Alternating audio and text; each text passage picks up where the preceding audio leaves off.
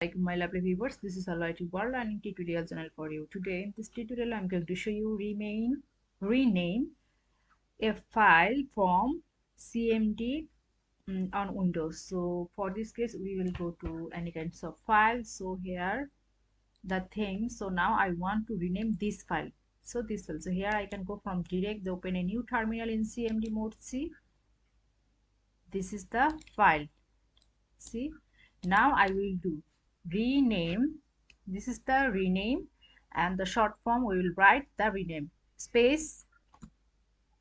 Now we will do the Ayesha docx, that means the doc file. So here write the whole things dot, see, space.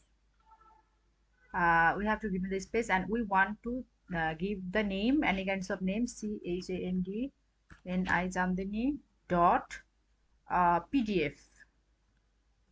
See, so let's check, or when I will press the enter, then the thing has been changed. Enter.